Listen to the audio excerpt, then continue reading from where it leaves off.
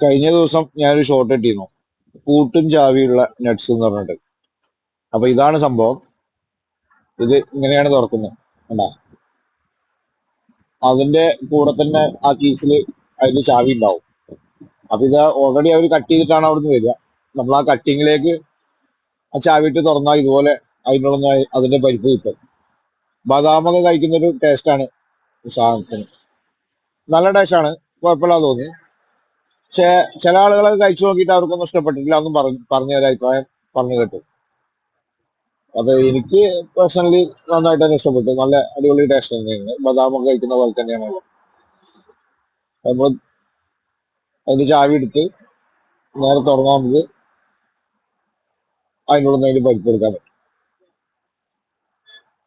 ഏകദേശം 10-50 റിയാലിന്റെ മുകളിൽ വില വരുന്നുണ്ട്.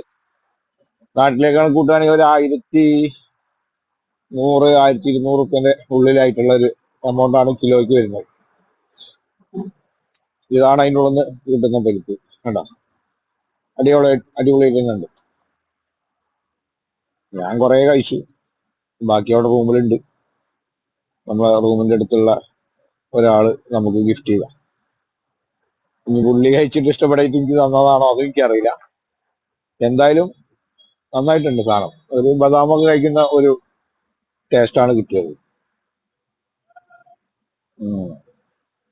അപ്പൊ ഇതാണ് കഴിഞ്ഞ ദിവസം ഞാൻ പോസ്റ്റ് ചെയ്ത ഷോട്ടിലുള്ള കൂട്ടും ചാവിയുള്ള നട്സ്.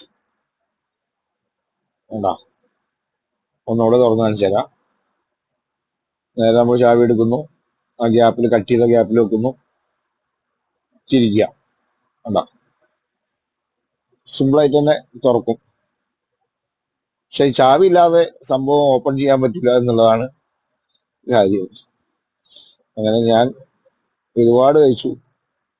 എനിക്ക് മതിയായപ്പോ നിർത്തി പരിപാടി. കണ്ടോ, ഇത്രയും ഞാൻ കഴിച്ചതാ അവിടെ ഇരുന്നിട്ട്. ഇതാണ് സംഭവം. ഇനി നാട്ടിലേക്ക് വരുമ്പോ ഇനി എന്തായാലും കുട്ടികൾക്ക് ഇത് കൊണ്ടു കൊടുക്കണം. അവരും കഴിക്കട്ടെ, ഇതിന്റെ ടേസ്റ്റ് എന്താണെന്ന് അവർക്ക് അറിയാലോ. അപ്പൊ ഇത്രേ ഉള്ളൂ മക്കളെ, ഇന്നത്തെ വീഡിയോ. Okay, by.